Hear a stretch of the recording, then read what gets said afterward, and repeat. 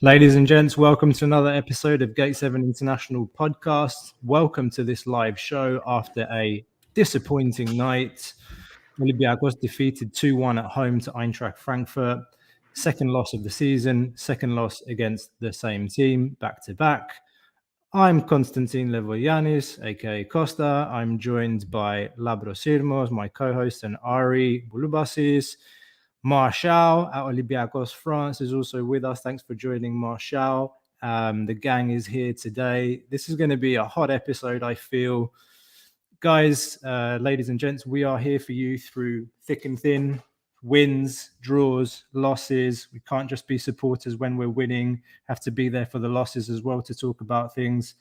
No matter when we're happy, when we're sad, we're here for you. We're here live to engage with you about all things Olympiacos. Keep those comments coming in. The comment section is already on fire even before we've gone live. And please, if you haven't done so already, make sure to subscribe so that you don't miss any episodes. As I said, we're here for you through thick and thin. And before we get into post-match, a quick tour of the housekeeping and a thank you to our sponsors. Thank you to our sponsor, Piraeus International. Piraeus International is your one-stop shop for all your international transshipping needs, whether you're shipping olive oil, packages, cars, or relocating completely. Piraeus International is here to help. Freight forwarding services available to almost any port around the world, whether North America, Europe, Africa, Asia, or Australia. Just contact our friends at 410-675-4696 or email at sales@piraeusintl.com. And support for Gate 7 International is also brought to you by Manscaped, who is the best in men's below-the-waist grooming champions of the world. Yes, you heard correctly. Manscaped offers precision-engineered tools for your family jewels. Manscaped just launched their 4th generation trimmer, the Lawnmower 4.0, across all of Europe. You heard that right, 4.0. Join over 4 million men worldwide who trust Manscaped with this exclusive offer for you. 20% off and free worldwide shipping with the code G7INTL at manscaped.com. And now that we are done with that, ladies and gents, where do we start? Who wants to go first? No one? I want to go first. Can I go first? Go. I hope you've had a drink to calm down after today. Let's see. I've had like 6 or 7 drinks. I'm glad Martial's here too. Martial, it's good to see you, man. Always great when you're on. I really want to pull up a comment real quick from Simos, my good friend. Hell yeah, I'm thinking of coming. I'm coming out to Belgium for the game. It's gonna be a huge game. Shout out to the guys at Gate 7 or Swiss Club, Olympiacos. Where to start? The comments are saying Martin's out. Martin's lost the game. Olympiacos is down. Listen, that was shit. That was shit tonight, guys. That. What a strange comment. Okay. But it's good that we're laughing because I was ready to punch a window out this evening. Just not good enough. I said last night in our preview episode, don't watch that now, but whatever. The club seems sick, and it's been sick almost since that Wolves tie when we lost. Everything has gone downhill. The football has gone downhill. I don't know. And I see this comment. Wow, beautiful. Concept Calcio, just taking it out of my mouth. Whole club's been stale since we went out to Wolves. Honestly, some of the players should be ashamed of themselves. In the old days, I really think some of these guys would have been sent home. Kenny Lala, I hate to say this right now, Usainu Ba, it's time to go. It's time to go. The exit door is calling their name. And you know what? Something else. Mari Camara, we should take the money and it's time to go as well. He's a fantastic player. He's done great, but it's time to go. There was just nothing tonight from Mari Camara, and it's disappointing to say, but it just looks like he doesn't want to be here anymore. And what is the point? What is the point? I don't know. Tonight was just heart-crushing. This this could have been such a big game, guys. Like, if we won this game, we could have been in first place in Europa League and gone to the 16 of Europa League. It was in our hands. And now we're looking down the barrel of a must-win game against Fenerbahce at home in 2 weeks. It's just disappointing. I don't know what else to say. It's this team is sorry, I'm coughing. This team is just, I don't know, it's sick. Like I said last night, it's just sick. There's something deeply wrong with this team. And to be honest with you, I'm seeing people say Martin's out. Really, I don't agree with that. But I think this team is never going to change until Martins is gone. Well, hold on a minute. One second. Go ahead, Adi. But you can say that Martins, from his previous, like what he's done over the course of 3.5. Adi, can I cut you off, right? real quick to make one point? I was mentioning players who need to go. Also, Martins, I feel like doesn't want to be here anymore. And I'm gonna. Can I finish real quick this point? I think a lot of these players, and I really want to say this, and this coach, were looking for the exit door, and they didn't find the exit they wanted, and they stuck around. And it shows with how this team plays. Pedro Martins didn't get that Premier League team to call him and bring him in, and he stuck around. A lot of these players didn't get the big move they wanted, and they stuck around. And it's showing this season. How have we played so horrific in Greece? We've played terrible in Greece, guys. We've been making excuses for it. 2-1 with Panathinaikos, draw with Atromitos. I don't know. I just think some of these, it's going to be, this can't be solved in January. We may win the league, but I don't think we'll win the cup. I think we'll have another choke artist performance like we did against PAOK, but this is going to take a whole summer to figure out, because I think there's some deep issues with this club, and that's it. Yeah, there's a couple of comments that kind of address sort of what I was going to say. First, from Fetanos here. Bad product placement. I don't think the club needs anything to do with balls after today, since they clearly don't have any. That's, on Martins' end. I'm going to be honest with you. There's plenty of blame we can put on certain players, but I'm putting a lot of this on Martins, because this is for the tale of this season so far has been his regression in game management. And I am going to do in my post-match analysis, I am going to see how often he waits until 70 minutes or more to make any kind of changes, and to see how many of those games we win or lose and what happens, because I'm almost certain that we haven't won a game when Martins has waited over 70 minutes for his first sub in the second half. Not to mention that the subs that he's been making have been awful. The first sub, Onyekuru off, Valbuena on. What was that? Koundé's name was being called for this game. Like, he was needed in this game from early on. Terrible tactical decisions by Martins. Really, really, really, really, really, really, really poor.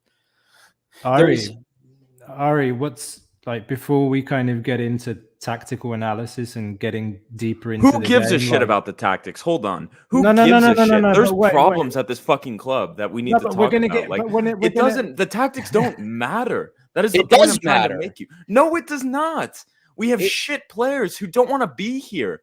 We have Martins who doesn't want to be here. That is the problem at the club.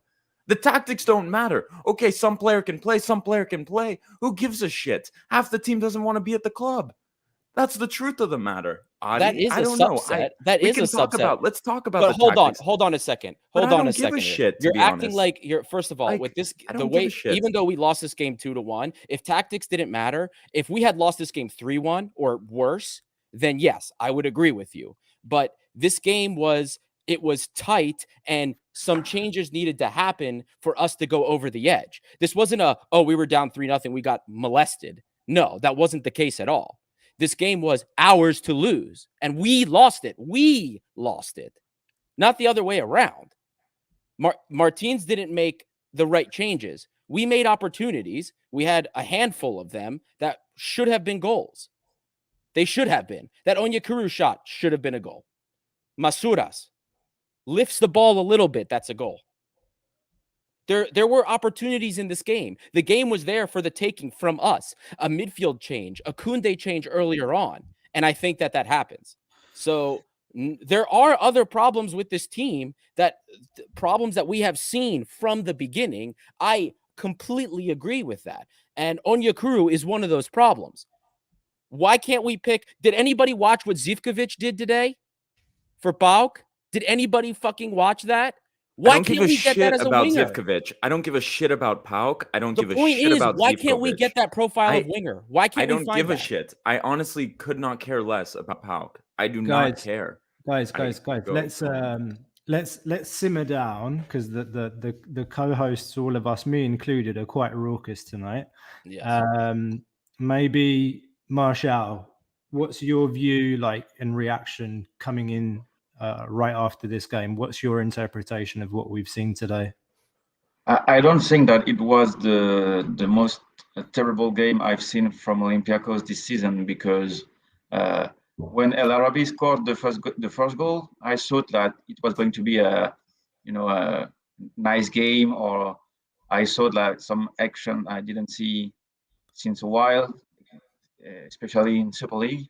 But I agree with both Ari and Lambro, because I think that the main problem is that too many players are still there because they wanted to leave before. Like we could name like Semedo, Cissé, that came back from France, and he started to be the first choice while being the third or first choice in January. But still here. We didn't have any fullbacks coming. Lala went from the third choice to the first choice. Camara didn't move, and I think that the squad wasn't built with not many ideas, and I think the Martins era is pretty much done to me. I think the best thing we have to do is to wait until June, because it's very hard to find a new coach in the middle of a season, because we see that, for example, Tottenham get Conte, but it's very hard to find someone very, very, very good in the middle of the season. Like we can see Paris, for example, if they sack Pochettino, well, they don't have any option. So what we need, to me, is to wait for the January market. We need to reduce the amount of players in the squad, to rely more on players like Bruzai, like Sorlis. I think that people prefer to lose with a team that looks like a team, because it's something that makes you improve, or makes you learn, or makes you, I don't know, for young player, you get experience.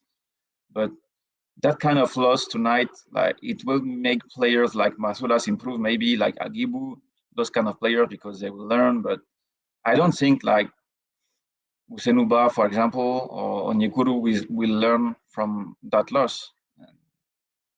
We need to change. No, but you heard Onyekuru's comments at the end of the game, and in the post-match, he was like, yeah, we played well, but this is football and we lost. But I think really for me, it's just that kind of shows me that mentality that I currently hate in the national team, which is that, guys, we played really well, but we didn't qualify, but we're proud. It's like, no, I'm not proud. I don't like what I'm seeing. And I mean, I agree with a lot of pretty much everything that Martial said, and bits of what Ari and Lambro said. And I think we're all frustrated. But really, yesterday, what I said was that this game today was like a Milan. It was like the game we played against Milan. Okay, Milan was game day 6. It was the last game day of the first season of Martins, and there was an amazing atmosphere in the crowd. The crowd was getting behind the team. We didn't have fans against PAOK. It was the first game after the ban that the fans were back in the stadium. And we said yesterday, we're expecting the players to rise to the occasion. And in the end, it just seemed like the occasion got the better of them, with a few exceptions. For me, I think we all were not expecting or didn't want to see Henry Onyekuru in the starting lineup today. And Henry Onyekuru, for me, was the most threatening player we had on the pitch in the first half. He made the goal. That's what we bought him for, to run at players, to knock the ball forward and beat the defenders and score or get the assist. He did his job. El Arabi hit the back of the net, and we all thought it was going to be one of those games that play really well or play average, we would win it. Then what happened. But there are two interpretations to this game for me. One is that we had chances and we didn't take them, because we did have chances to win this game comfortably. The Masouras chance, the Onyekuru chance that went wide. We had, I think, 13 attempts on goal, and 5 on target. They had 3 on target. But you could talk about the refs. I'm sure tomorrow all the papers in Greece are going to be talking about, the VAR, the 20 minutes, and it should have been a red, and the refs fucked us again. I'm sorry, but that's one interpretation of the game.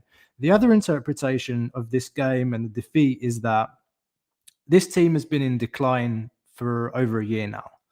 Lambro's right. I think he's one of the first people that said this towards the end of last season. To your credit, Lambro, that since the Wolves game, it's been like this.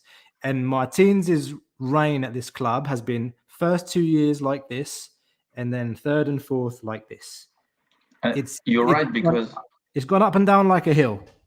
I think that the Wolves game is maybe the crucial point, because it was probably the best squad we have had since a lot of years, and with the COVID Europa League, maybe if we have passed the Wolves game, we could have gone very far in this competition. And probably Martins knows that you won't have another squad like that, and pretty much every key players that have left wasn't well replaced. So maybe, and also I think he's getting very nervous by the situation that happens in Greece, because 4 years in Olympiacos maybe equals like 10 years in another club or in another league, maybe, because you see the B team, for example, the B team is not playing. So I've seen a comment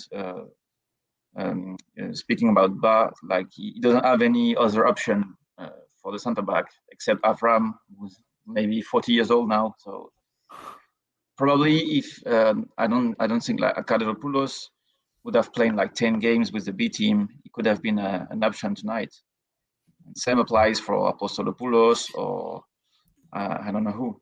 But there are players. Sorry, Ari. There are players in that team, and I think all of you almost touched upon this. There are players playing in this team right now that just they're not mentally there anymore.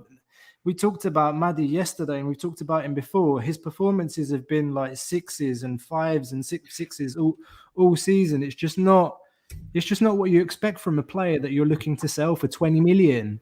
We're looking to sell him for 20 million. Does he look like a 20 million euro player? No, he doesn't. Not right now. And I would like to take this time real quick. We have another individual joining us. This is Alex Anif, as he's known on the blog team. Alex, welcome all the way from Australia. You're up nice and early in the morning for this. How you doing? Yeah. Hi. It's a pleasure to join you. It's a pleasure to join the team. It was really early for us. It was like 4:45 the game, but and unfortunately we lost. But it's been really interesting listening to your takes on the game. I saw it a bit differently. I saw it as not a result of what's going on in the team itself, but like I saw it as a result of the Greek league, of the effect of the Greek league is having as opposed to the Bundesliga, because looking at it from a different perspective, it was the first team of the Greek Super League playing against the 15th team of the Bundesliga, and that says a lot. Like, not only in tonight's game, well, a little bit less in tonight's game, but mostly in the game that was played a fortnight ago in Germany, we constantly saw that Olympiacos were on the back foot. They were slower. They were less able to. They got to the ball slower. They weren't able to pass the ball as quickly. Whereas Eintracht, they were just passing the ball around like it was a second nature. They were just doing what they do in training. So to me, it's not an issue of what goes on in Olympiacos. Like, it's not necessarily something that's wrong with Olympiacos. It's a lot more of what has to do with how are games played in Greece? What's the tempo? What's the physical condition of the players in Greece, and all of this? And it's got me thinking that, like, okay, even if we had won tonight, if it takes us this much energy, if it creates such a difficulty for us to beat the 15th team of the Bundesliga, really, what's our ceiling? How far can we really go? Not just as a team, but as a championship, you know? Well, Alex, I'm glad you brought that up, because that is a good point. Look, as shit as we think we are right now, right? I discussed with Steven in the previous episode after Panathinaikos that as shit as we think we look, we still create a combination of the best quantity and quality of opportunities in Greece, as sad as that is in the state of the Greek league. But I have a question for you guys, and it's a comment here that I thought was very interesting from Lex here. In a video we saw last year, both coach and player said the soul of the team was Semedo. I guess the soul is gone and it is affecting them. I'm curious what you guys have to say about that, because that's a really interesting comment for me. Lambro, I saw you had your hand up earlier, so go ahead, answer first. Yeah, hold on. Screw Semedo. I don't give a shit about Semedo. I'm going to talk about something else real quick. Sorry, but we can get back to that. Juber, a bench player of Eintracht Frankfurt, who the people we were talking from Frankfurt, whatever those guys, I remember Adi had them on, has come in and been the best winger in the Greek Super League. You look at the roster of PAOK and look at these clowns they have on this team, and they're easily the second best team in Greece. Like Shidli, Vierinia, 36 years old, Varela, Michailidis, tragic players, tragic footballers. Like, and this is the quality of our league. Are you kidding me? Alex hit the nail on the head. Our football is so shit. Henry Onyekuru comes here and we think he's going to be a star. Are you kidding me? Juber comes in and he's the best winger we've ever seen. A 30-year-old washed-up winger from the Bundesliga who couldn't play for Frankfurt. Better than all of our wingers. Better than all of our wingers? Are you kidding me? What does that say about us? I don't know. That's all. It's a great point. But that goes back to the. It's a clown show. It's a clown show. I don't know. That goes back to the point about the team's decline after Wolves, because last season, the level of the Greek league is essentially what has masked the decline and the weakness. The level. I mean, we finished the league in February. The league was done in February. It was a joke, but the team was still, transitioning out of its peak. And it hasn't changed. I mean, we said that team with Guilherme, Camara in the second season, El Arabi at 32 years of age, like when we were beating Arsenal away from home and should have beaten Wolves and probably gone as far as we've ever gone in Europe, that was the peak. And then we were playing with Rafinha at right back and God knows, it was Holebas at left back. It's not good enough. We won the league with 38-year-old wingers, with Rafinha, Holebas, Gala. These players, are you kidding me? Like, Alex, go on. I agree that I agree that there was a peak under during the Martins era, that we had a team that seemed really strong. Like, they went all the way from the second qualifying round of the Champions League all the way to the round of 16 of the Europa League, and they knocked out Arsenal inside the Emirates, and that was the peak. But since then, I feel like the team is literally looking for their identity, and Martins himself is experimenting, and he's trying to find something better, something to reach or even surpass that level. But again, like, when the league itself begins in September and everyone else has started playing from July, it's not really easy. I mean, we need to give him some level of justification, There's only so much he can do as a manager. I feel like he's still doing a good job. I'm not blaming. I mean, they always say that the manager needs to take responsibility for the loss, but I don't feel that everything is his fault here. I don't think that he's his fault for all of this.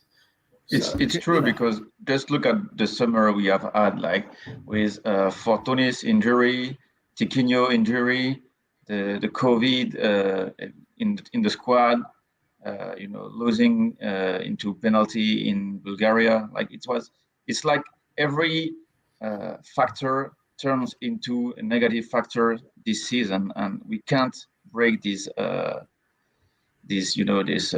circle because we basically lost to Frankfurt, like giving away 5 goals. They probably scored 5 goals out of like 7 or 8 shots on target. How many PK we have given away since Martins came? I think he has the highest numbers of PK given away. I've made the count, like it was almost 10 PK only in Europe. And I think that in the Super League, we have given away like 5-6 PK every season. But I don't think he just lacks maybe sometime a little bit of madness, because after all he has done in Olympiacos, no one will blame him if he makes like 3 change at halftime to go for the victory.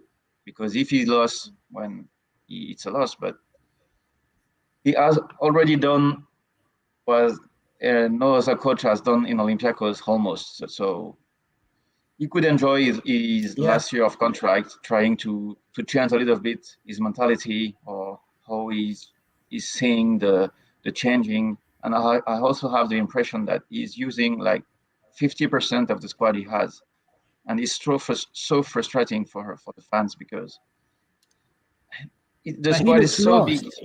Yeah, he looks lost. He looks lost on the bench. He's waiting for the 80th minute to make 2 subs. What do you expect to, like, if anyone that's played football before knows that you come on and you've got 10 minutes to play, your legs are cold, you're not even in the game, no rhythm, and you need 5-10 minutes to get in the game. What do you expect these players in the last 10 minutes to do? And unless they're a Rivaldo or a Ronaldinho or like a top quality player that can impact the game immediately, what do you expect Koundé to do? What do you expect a 37-year-old Valbuena to do? And I'm really sorry, like this has really irritated me since the summer. In the summer, there was a big discussion, or actually no discussion at all practically, about whether we were going to renew his contract at 36 years of age. And they were joking around on the radio, Nikolakopoulos and co, and saying, oh, we renewed his contract so that he can come back to the fiesta next year and sing. That's what we are. That's a fucking laughing stock. I don't accept that. And there are players in that squad, and there have been loads of comments coming in about, it's too difficult to keep chopping and changing the squad and you can't build a team like that. I'm sorry, but this is Greece. No player that wants to develop and create a career for himself is coming to Greece to play for Olympiacos for 10 years. He's coming to Olympiacos to play for Olympiacos for 1 or 2 years. We sell him for big money. We change things up. We bring players up through our academy. That's not what we're doing, though. We're chopping and changing the squad with who? Who the hell's been chopped and changed? I have that question. Some key players were. We haven't done it under Martins. Actually, it's the what chopping? Ooh, this is something bullshit. I don't accept that. Okay, like how long has Hussein Uba been here? How long has El Arabi been here? How long has Valbuena been here? Madi Camara, how long has he been here? I think also there's different situations for each player. I think the summer has shown that, except for the Wolverhampton deals we are able to do with Mendes, we cannot sell players anymore, because I do have the impression that Marinakis is asking for a price that do not, and it's not related to the Greek football nowadays. It's too weak to expect to sell players like Madi for 15 million. Because we will sell.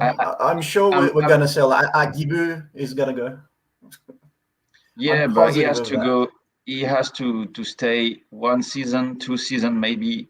But if he stays more than 2 seasons, it's too late. Because Madi Camara probably was worth 15 million 2 years ago. Now, I don't think he's still worth it.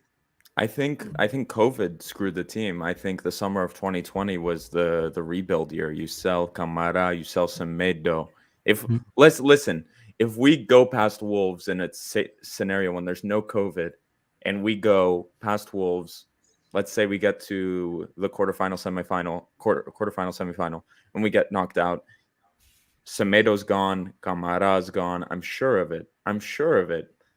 Semedo was very close to go to the Euro, but yeah, exactly. Could have changed so many things, but there were so many things that COVID did to this club. Like, it's when we look back, if someone's gonna write a book, like let's say there was someone at a university writing the history of Olympiacos, COVID is huge. The direction this club took, and I'm just thinking, I've seen a lot of comments about people noting how mad I am. I love this goddamn team so much. I love Olympiacos so much. Like, I only will get mad at Olympiacos this much because I love this team so much. And I'm just so disappointed.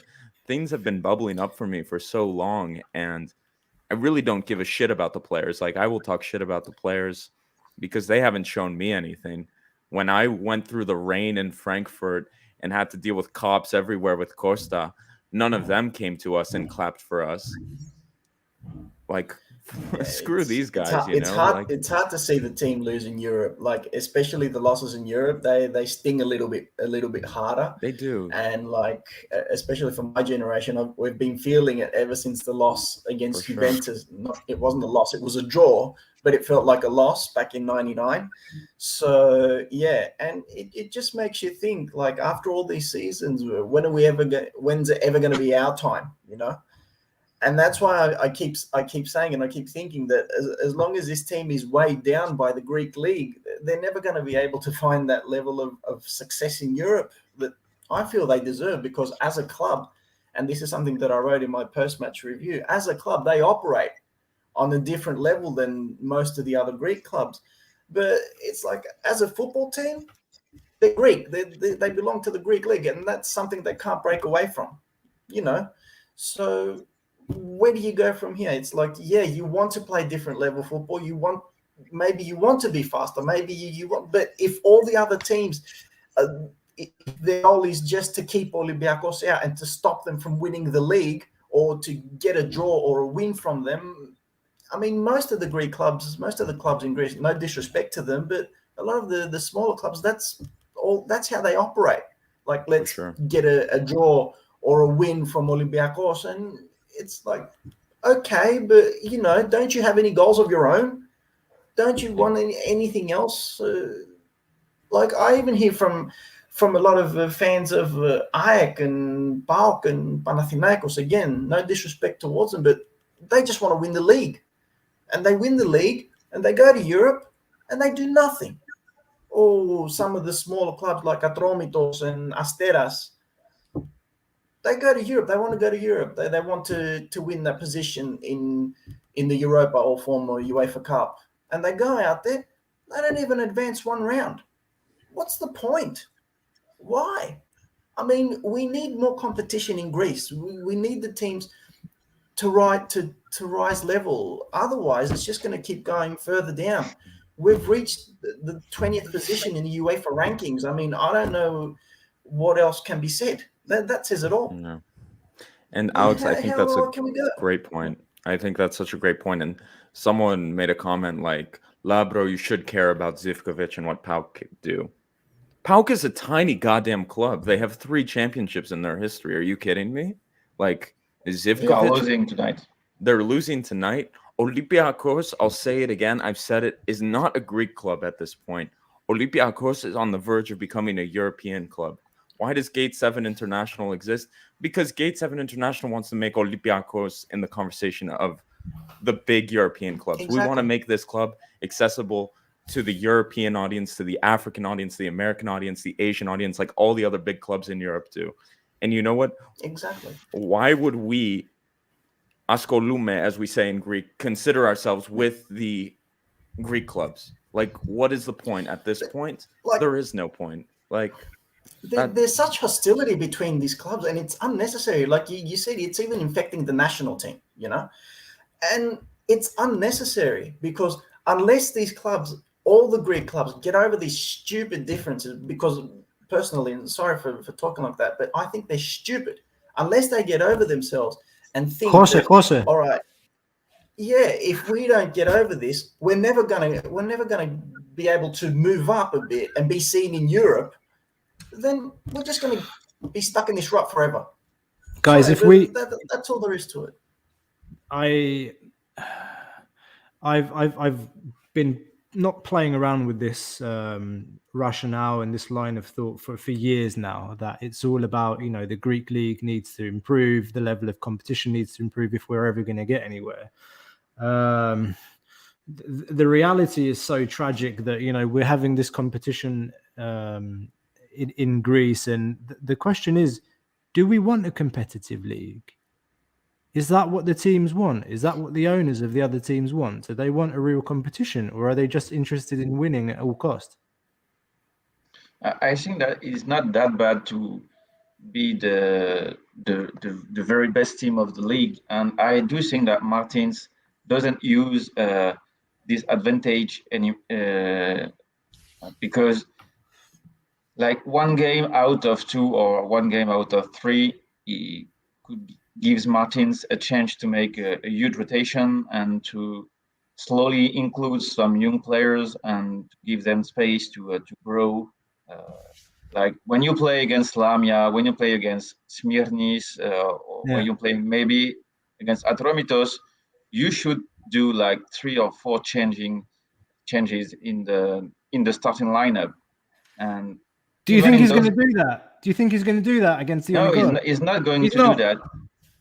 And for me, it's the main frustration, because Olympiacos could easily turn into a club like Salzburg or clubs like that if you have a proper sport project. Like you have the biggest space in Europe maybe to include young players, like 17, 18 years old players. They will probably score some goals easily in the league. You should have like key players to be in the starting lineup, but you can reduce by far the amount of finished player that we have had in the squad, like since decades at Olympiacos. Martins is not using this advantage for me, and that's why we are always trying to reduce the gap with other leagues, other clubs, rather than creating advance. Yeah, look no further than Tsimikas. He's the best example of what Martial. Sorry, I don't know your names. Look no further than that. He's the perfect example of this. Olympiacos has great academies all over the world at this point. They even have an academy here in Melbourne. Like they're all over the world. They should be utilizing it. But on the other hand, what would the fans in Greece think if Martins did that? If he just took out all these highly priced players, all these fancy new transfers, and just put in all these youngsters? They would lose. They might even lose the league. Yeah. But in the long run, what would that be like? Because that's what Eintracht is. Eintracht is a club full of youngsters. Like Filip Kostic, they didn't buy him from anywhere. They just gave him an opportunity, Yeah, and you're right, but as much as I do think that Agibu Kamara, for example, still has a lot to improve. Just look at his face when he plays. He gives it all. He's probably happy to be there. He doesn't care if he had to play in shitty pitches like Lamia or those kind of clubs. I think he doesn't care if the league is delayed. He's just here to play football, to have a chance to go to a bigger club.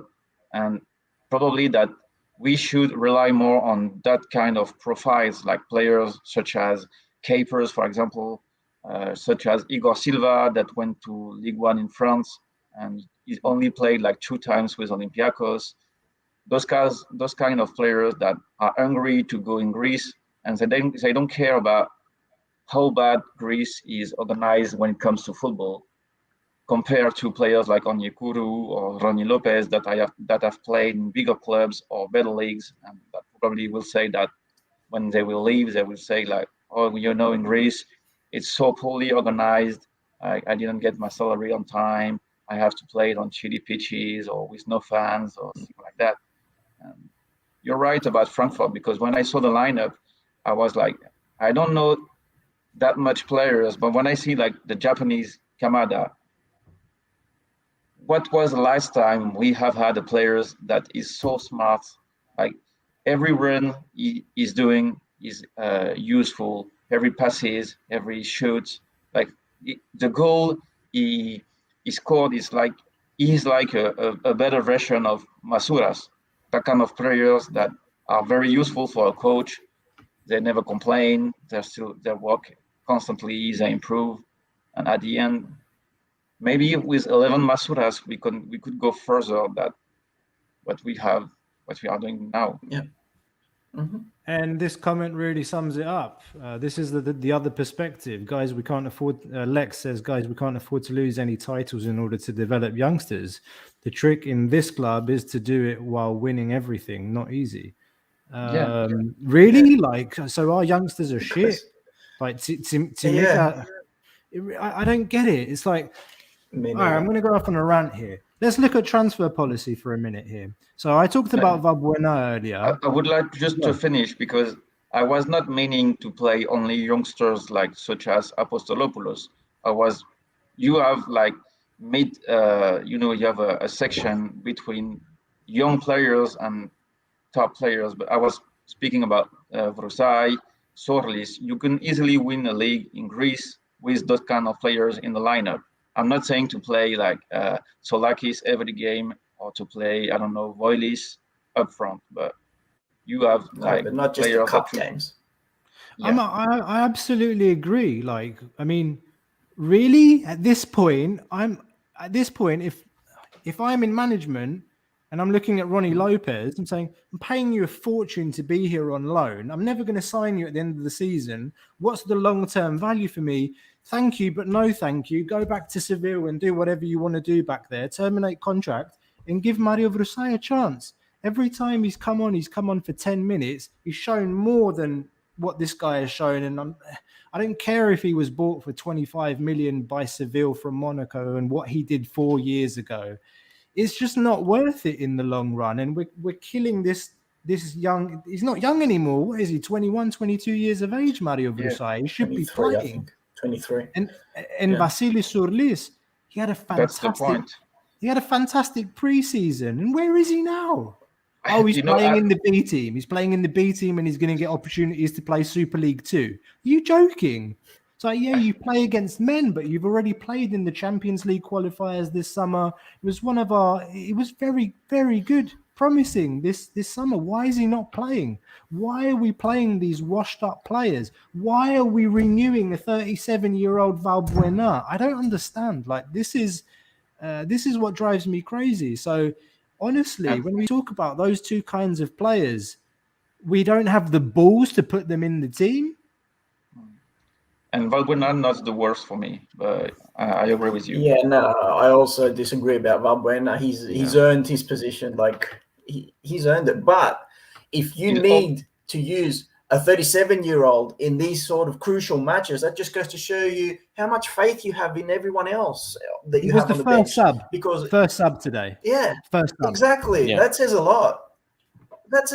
You had Ronnie Lopez, and I imagine even if you had Gary Rodriguez, he probably wouldn't even use him either because everyone's going on about Gary Rodriguez. He hasn't really shown that much either. I mean, I surely don't think he would have put him on either ahead of Valbuena. Valbuena's been his go-to player ever since he came to Olympiacos. It's like, I don't know. I don't know what can be said because first of all, I don't care who the players are. You need a team. You need to create a team. And it doesn't seem like there's been much of a team creation going on at Eddie. I don't know what they're doing. Because Camara seems to be a little indifferent. We're looking at a different Jan Mvila from last season. I don't know if he's affected from his injuries or what's going on with him.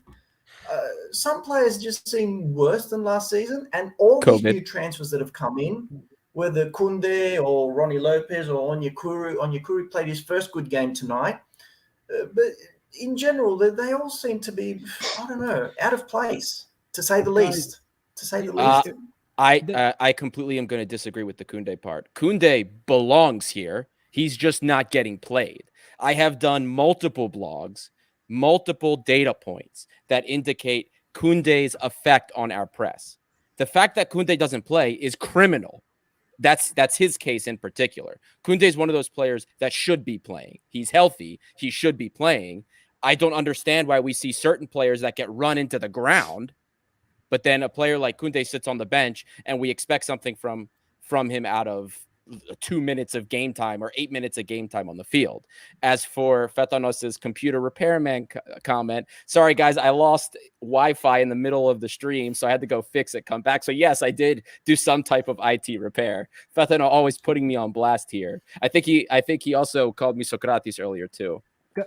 Guys, I have a question. I'm going to pop it up on the screen there. Where are the leaders? Bingo, Costa. Who are the leaders in this El Arabi. team? El Arabi. Okay, let me make a point, Socrates. because I mentioned this when we were exchanging on the chat on WhatsApp earlier. But to me, I just feel like this team is expecting an Agibu Kamara to be a prime time Fortounis. Like that, we're expecting this 20-year-old that's played 13, 14 games professionally in his career to do absolutely everything, to pull the strings, to take the shots, to make the pass at the right time. He can't. He's played 14 professional games in his life. His decision-making's not there. We've talked about that before. And then besides Agibu, I've said it time and time again, I'm waiting for Madi Kamara to turn up this season since we started, and he hasn't turned up. So we're expecting from a 20-year-old that's played 14 games in his professional career, and we're expecting from a player that doesn't want to be here. So who is leading this side? A 34-year-old El Arabi. Sorry, go ahead. I think that we also forget that a key players, well, more in our mind than in Martin's minds, but a key player is missing, which is Fortounis. And as much as we do find him, that I'm not the biggest fan of Fortounis, but clearly when you speak about a leader, I think the technical leader is missing. And well, so a Fortounis without a new injury could be able to do a full preparation and probably would have been in a better shape than last season, and probably with more game time, because Valbuena is getting old. And it was one of the turning points of the season for me, because Fortounis is probably the best players. I remember to last score, season that when Martins had Fortounis, he wouldn't let him play. So, like, I don't know. I don't really think that Fortounis was the key piece of I think fans have elevated Fortounis up to this level, but I don't really think that he would make such a dramatic difference, especially not in the formation that Martins plays. Fortounis was looking for his place in the squad because Martins doesn't really use a playmaker tonight he played a 4-2-3-1 formation that had Agibu in that playmaker position, but usually he plays a 4-3-3, which doesn't have a position. He puts Fortounis up on the wing, and Fortounis can't play there. So I don't know. I don't really think that. Yes, Fortounis is a kind of player that can sometimes, especially in the games in the Greek league against the smaller teams, he could come up with a solution, a goal out of nowhere or something like that could help the team. But I don't know. I'm not so convinced that if we're talking about numbers last season. Yeah, if we're talking statistically, I don't know. Fortounis, every time he came on, he had the highest key point per 90 minute, key pass per 90 minute, smart pass per 90 minute, goal assist per 90 minute, besides El Arabi last season on this team. So now I do agree that in a 4-3-3, he struggles to find his position. And that's why when we were running with that a lot last season, he has struggled maybe in and out to find a place. I understand that. But now that we've been back, 4-3-3, we wasn't used this season. The first time we used it was against Frankfurt away. That was the first time we did 4-3-3 this season. So remember against Fenerbahce, we had a lone DM where we saw the success. We had a lone DM, Bukhalakis, with Mari and Agibu both playing off of each other up top and pressing. We saw today off the ball that was similar. And Yanim Vila was supposed to be the one pivoting back and forth. The problem is Yanim Vila isn't as good as closing down passing lanes as Bukhalakis is. Yanim Vila is a way better possessor of the ball, way better distributor of the ball. But when it comes to closing down those passing lanes, he's not quite there. Now, in this stage where Olympiacos is, in the formation we've seen that we're using most of the time, which is going back to, for the most part, 4-2-3-1, or this really hybrid, weird 4-1-4-1, I think Fortounis would have more success. A healthy caveat there, healthy Fortounis, he would have success. The data indicates that, and I think that would be the truth. But what it doesn't do is change the underlying issues. There are underlying issues that are problems, and he might help us get certain results with things, but it doesn't change some of the other problems that are here. Yeah, that's sort of what I was trying to get to. But yeah, the issue with the 4-3-3 tonight, I felt, I don't know if I was the only one that noticed it, but like I felt that both Madi Camara and Yanim Vila, that they were really pressured tonight. I think that Eintracht did a lot of good scouting on how Olympiacos play, and they saw that everything starts from the midfield. Like everything starts from the players. Like all our players usually begin from the players that we have in midfield, and especially Madi Camara. So they put a lot of pressure on both those players, and especially Madi. He was never alone. If anyone noticed what was going on in midfield, it was a very tight midfield battle. And he was never alone. He always had at least one player on him. So I understand if it seemed like a bad game from him, but there was a lot of pressure. He was dealing with a lot of pressure tonight. Both him and Vila, who had to come almost to the goalkeeper, to his own area to pick up the ball. Guys, we are playing out the back. We have a manager that is persistently asking us to play out the back without a ball playing centre back. So the problem doesn't even start there, is because the press was starting so high up the field that we couldn't get the ball into their half.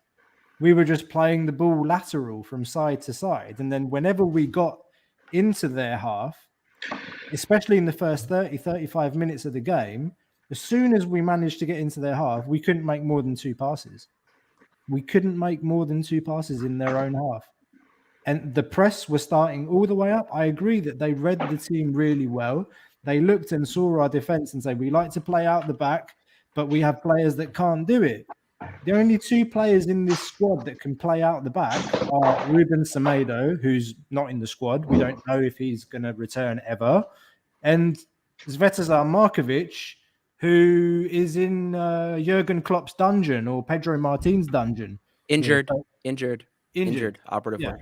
So this is a tactical piece that I don't understand from Pedro Martins. Why are you asking? No one can understand it, I think. Why are you doing this? And also, Martins has changed sure too many times his tactic. Oh, shall I go in and put a tactical analysis as well? Because it's been a while. Let me drop this. If we lose with Ike and Fener, is Martins gone? That's a tactical analysis for you. Oh, I was ready for you just to be like, tactical analysis. Everything is shit. Blow this whole thing up. Where's the 10 million euro? I'm looking at the schedule right now, Adi, and we have Ionikos at home on Sunday. Win, surely. But then you come back from our international break and you play Ike away, and you have Fener at home, who just won 3-0 away in Antwerp. Wait, and Ionikos can't just be a win. Ionikos can't just be a win, by the way.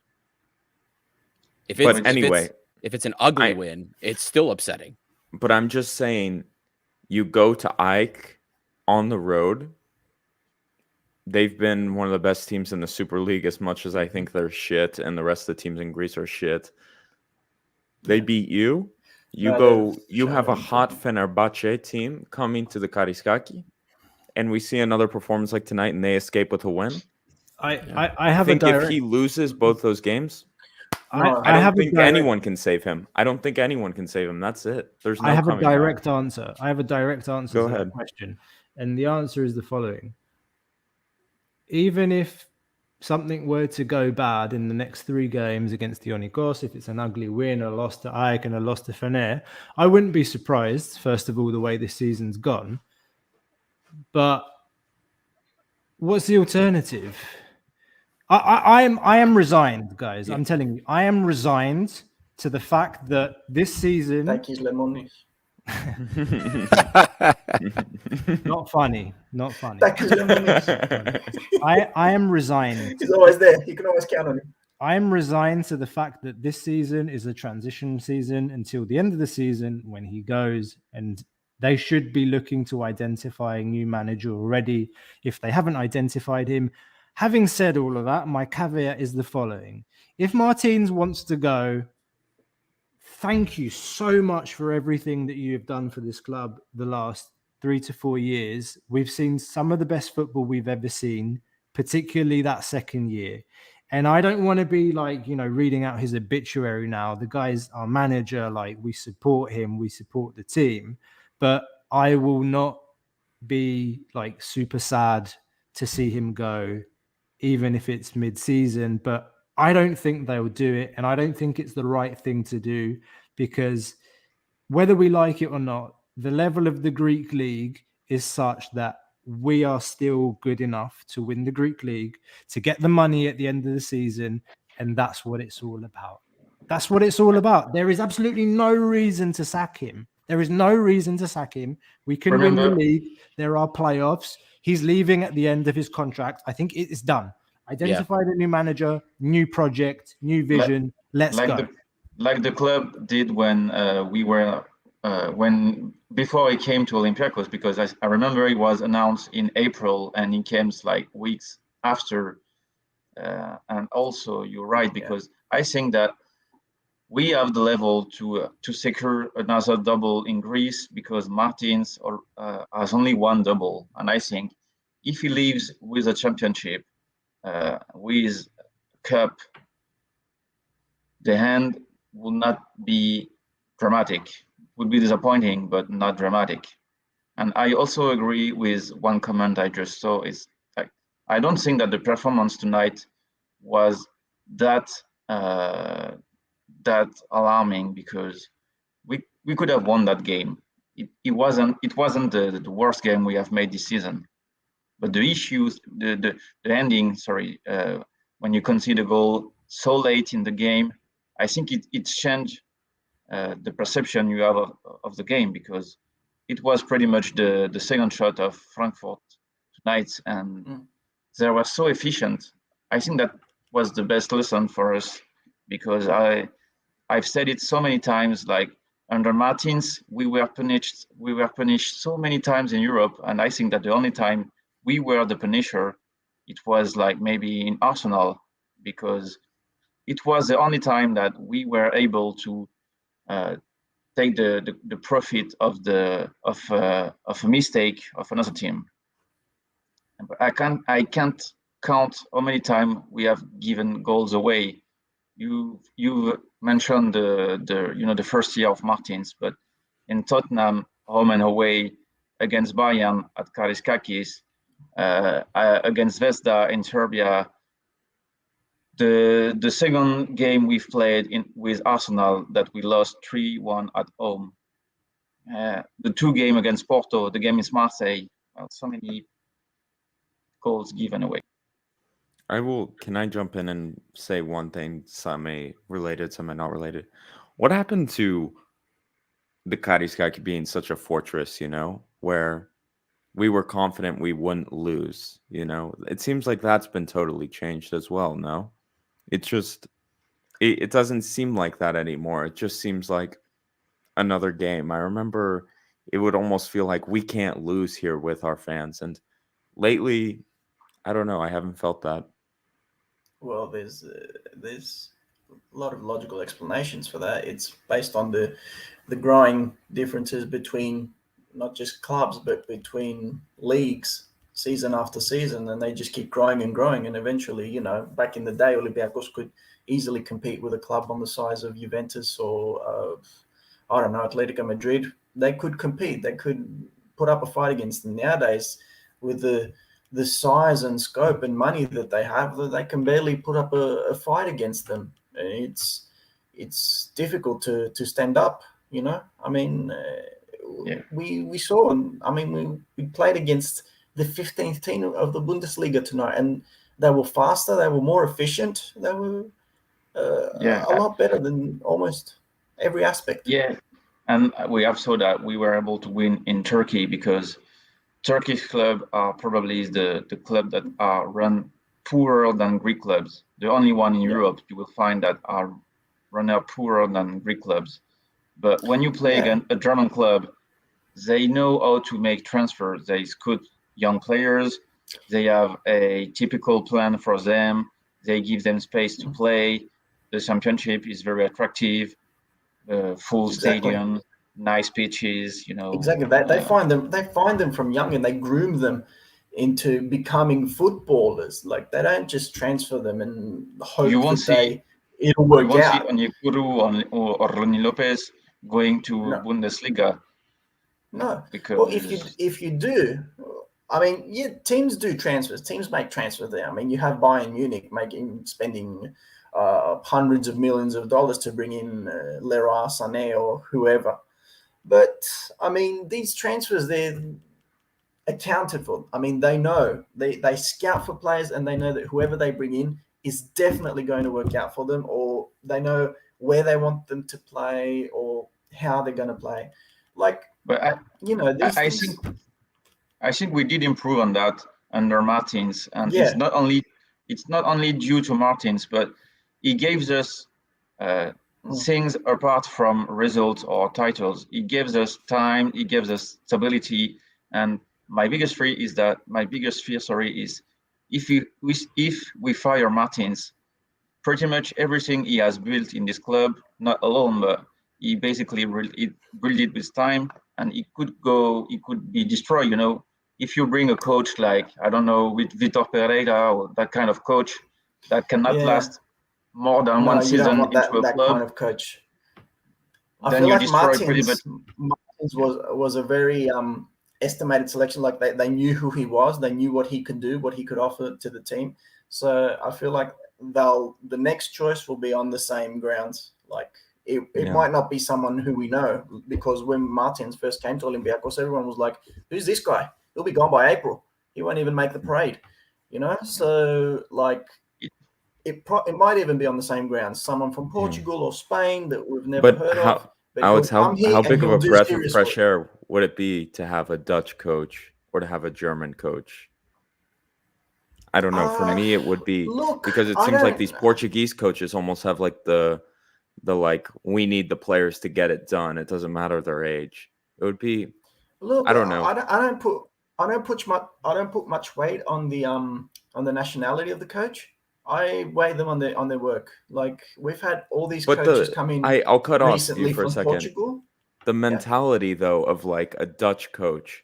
Like, look at the Dutch league. I talk shit about the Dutch league because I think I could score 10 goals this season in the Eredivisie. But like, the mentality is there. I like, my mother's side's Dutch, and I spend a lot of time in the Netherlands. And the mentality in the Netherlands is, if we bring a foreigner here, they must be so much better than a Dutch player, or else it's bullshit and they throw a fit. Like in here, it's the opposite. All these Greek players have gone to the Netherlands. No, but what I'm saying is, like, for top end teams, they need, and they've played well. So that's the thing. They have this expectations. If we're not gonna, like, a foreign player has to raise our level, or we're playing a youngster, a Dutch youngster, hopefully. And, you know, just having someone with that mentality who will give a chance to a young player. I want to give a shout out to Paulo Bento. Rest in peace, Paulo Bento. Okay, he's alive, but like a really shitty coach. I think we forgot a lot what Paulo Bento was trying to do with Olympiacos. Yeah. Again, it depends on their work, because, like, for every Ten Hag, like I saw in the comments, we have a Van Schip, you know, And I am not a fan. I'm going to state it publicly. I'm not a fan of vanship. I don't like. Yeah.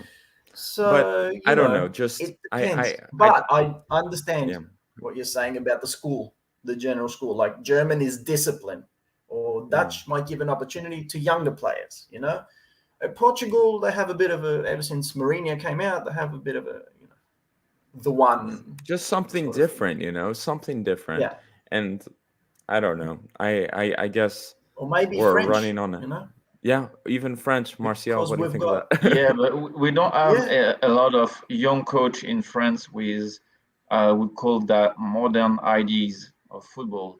But what we can find for Olympiacos is someone that can mix football ideas, but also the winning mentality, because I don't want someone to play like 3-4-3 every game and losing one game out of three, like 4-3 or 5-2. We all want to see some nice football, but as someone said before in the comments, in Olympiacos, the main goal is to win pretty much every game in Greece and also outside. But so finding someone to replace Martins, I think it's probably the biggest task for the board, since we lost like the two best fullbacks we have in the modern era. Yeah. I just want to chip in on this conversation because I think this is super, super interesting and pertinent if you take into account what other countries around us, both geographically and in terms of coefficient, are doing. And I think Lambro hit the nail on the head, and it's something that Per Zetterberg said to us as well when we were talking to him before the Greece-Sweden game. In order to bring a foreign player into the Swedish league, and the reason why the Swedish national team has had success over the last few years is because to bring in a foreign player into the Swedish league, they have to be much, much better than the players that they have there already. And we do have to ask ourselves a question: are the players that we're bringing in better than some of the players that we have already? In some cases, yes, and in some cases, no. But this is what I want to say. In Turkey, if I'm not mistaken, they now have a regulation in place whereby they have to play 4 Turkish players in their starting 11 every game. And next year it has to be 5. And the year after that, it has to be 6. Is that something that we need in Greece as well? How else is the national team going to get better? The mentality needs to change. And if the mentality needs to change by bringing in policies and regulations, I'm all for that, actually. I'm fed up of seeing some of these. Again, I don't mean to single out Ronnie Lopez, but I'm fed up of seeing a Ronnie Lopez type player taking away an opportunity from a homegrown player like Mario Brusai. I'm fed up. And I'm in favour of these regulations, and I think we need to do something about that now.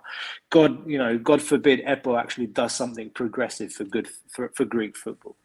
I think that what we deserve from those players, that, for example, Brusai, or they need to be more harsh with Olympiacos, because they clearly didn't get the chance to play with the clubs they love, probably, and I'm okay with that. But for example, in France, you see a lot of young players going abroad, like 17, 18, because they don't even wait for the club to give them a chance, because they want to play, and they know that in modern football they will play elsewhere. If it's not in if it's not in Paris or in Lyon, they will play elsewhere, and they try their luck very early.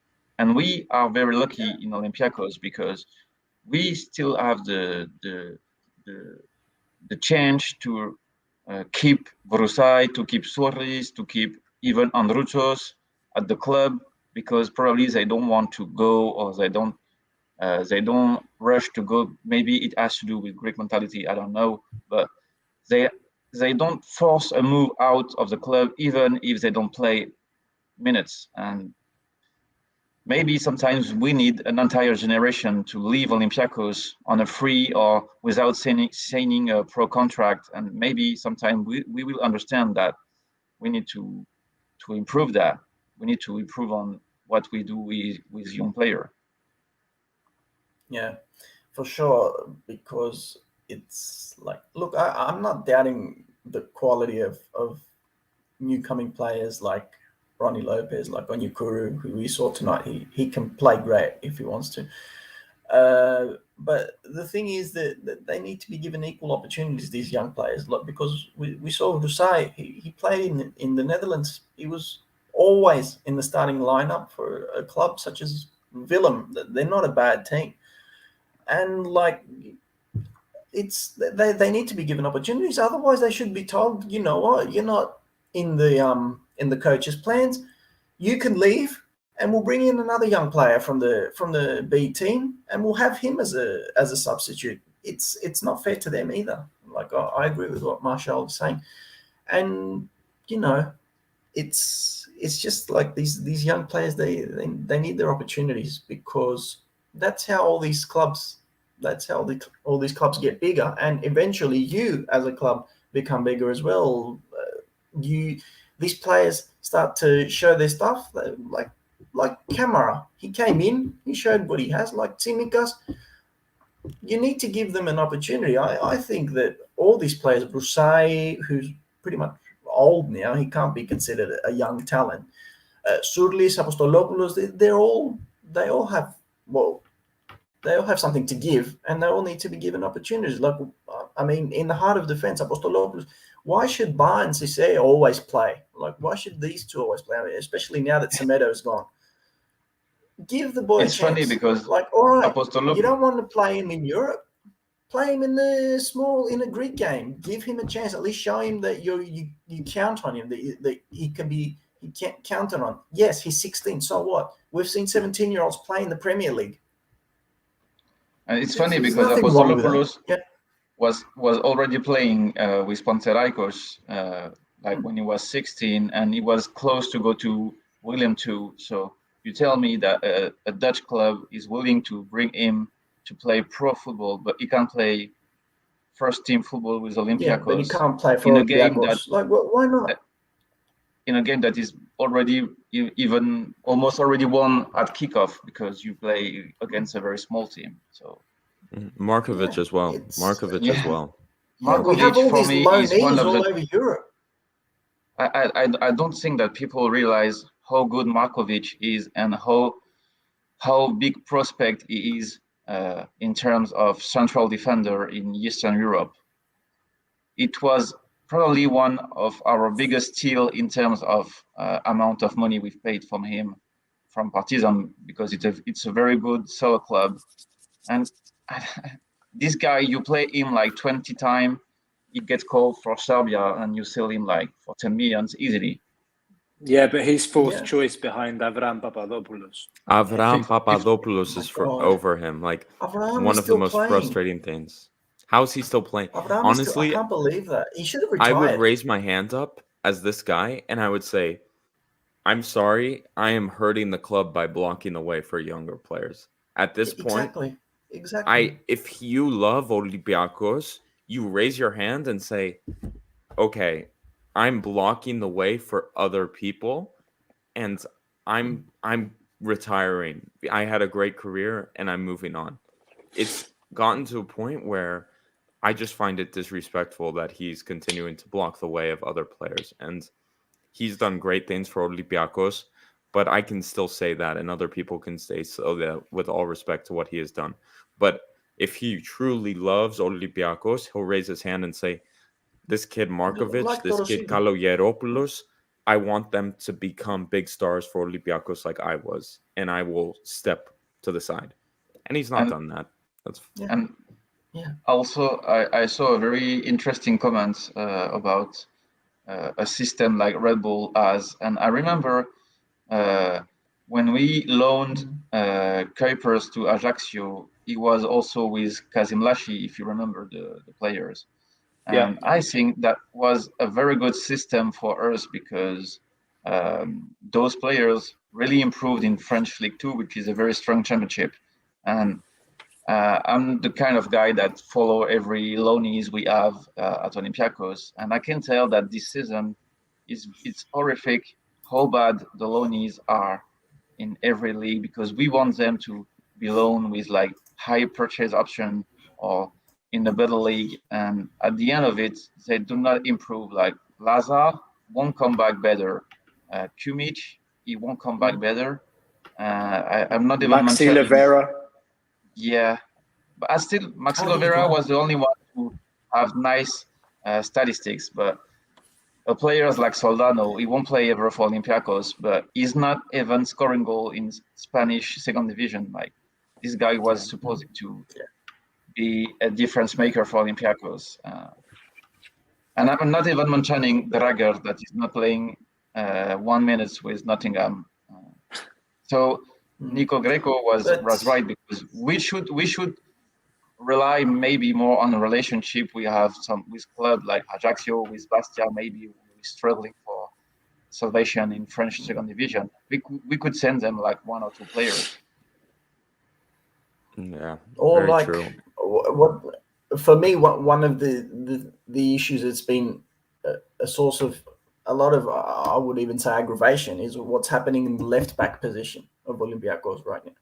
Because you went and bought, he tried to buy that one player who they lost him out to Porto. I don't remember the Nigerian player. And then he went and bought the other one. He brought back Holebas. Zaidu Sanusi, yeah, him. Then he bought Holebas. Then now he's got Reabchuk, right? And during this entire time, he's had this one great player who he used to have as a starter when he first arrived, right? He's a Greek international. He's a great player. Yes, Leonardo Kutris, who I don't know why he wouldn't use him. I don't know why he wouldn't give him his position back when he recovered from his injury. Like, he's a great player. He was almost as good as Tsimikas. But then Tsimikas had his boom and Kutris got injured, and that's how Tsimikas started gaining more starting positions. But Kutris was just as good. I don't understand why we've left him out in Germany, in bloody Fortuna or whatever, and we're using questionable young players from somewhere else. Kutris had what it takes, and he was a Greek international. I don't know. That, for me, was one of the most questionable decisions made by Martins.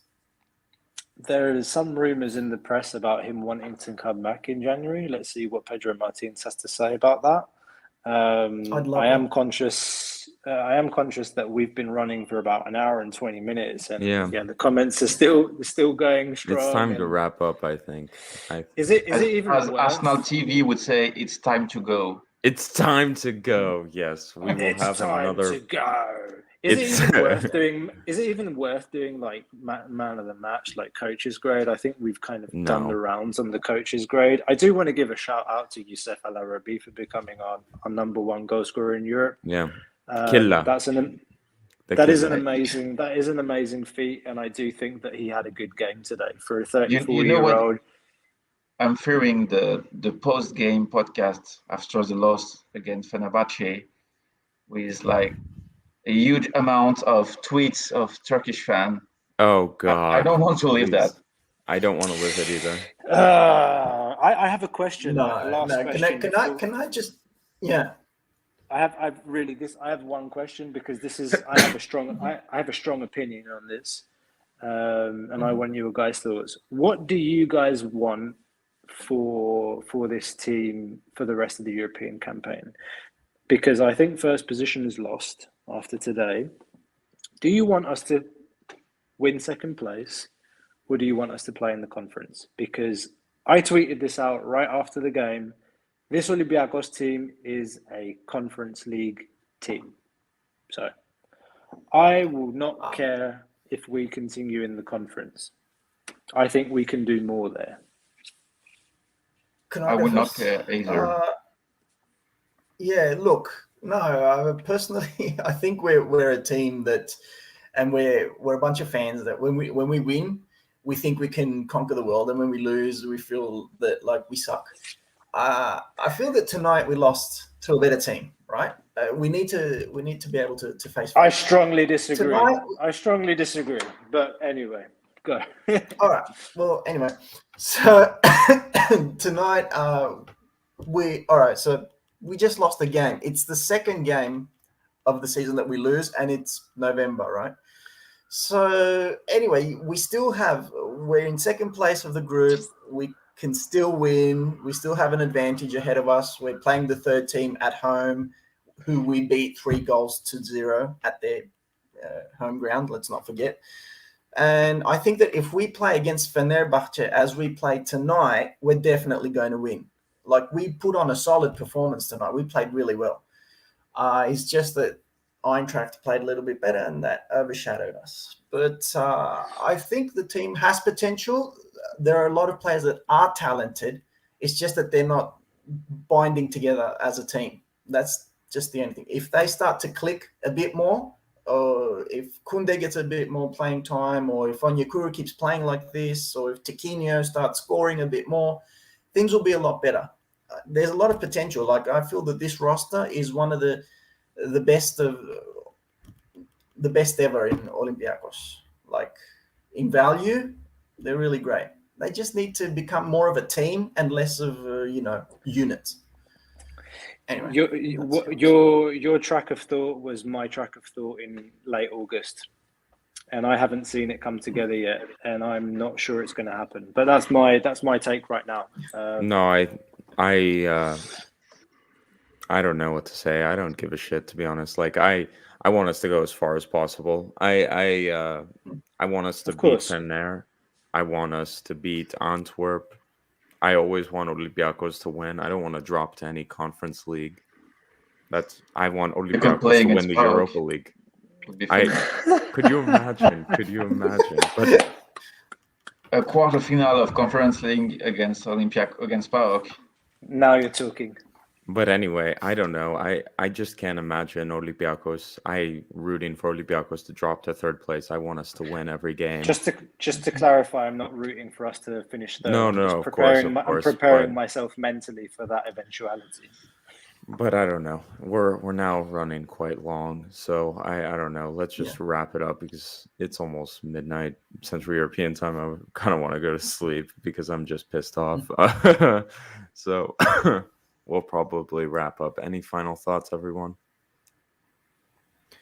I think I said everything I had to say. Yeah, I mean, just bad luck, and Eintracht they were pretty. They knew what they were doing inside the pitch. I think. I mean, that's how I saw the game. As they say in Greek, maybe one day θα αλλάξει το τσιπάκι. Let's see if that happens. Κάποια στιγμή δεν γίνεται. Martial, some final thoughts? Nothing. Marseille got a draw, so I'm twice disappointing tonight. Yeah, against Lazio. I like the banner about no fascism, no racism. Good for them. But anyway, great banner at the Galaxy Stadium, by the way. That was amazing. Yeah, the banner's fantastic tonight. Amazing. But also, yeah, no, it was good. The Star Wars theme.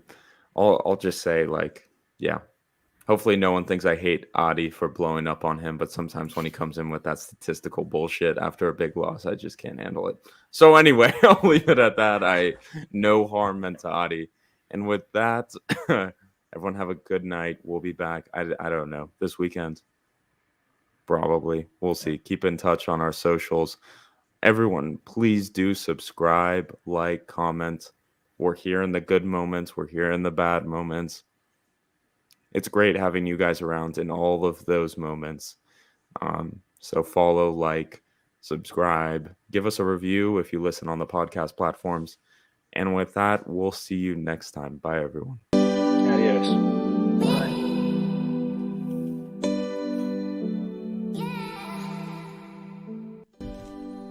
You just listened to an episode of the Gate 7 International Podcast, a podcast connecting Olympiacos fans from Brussels to Tokyo, from Toronto to Geneva. We are 4 Olympiacos fans from every corner of the world, bringing you news and interviews of the team you love in English. With new episodes twice a week, you will never miss out on the latest updates and stories of the team you love. If you liked what you heard, make sure to follow us on social media at Gate7INTL. Give us a subscribe on YouTube or even leave a review on all our podcast channels. Until next time, this is our team. our city and our story. Θρύλος είσαι, στο μυαλό κάτι μαγικό.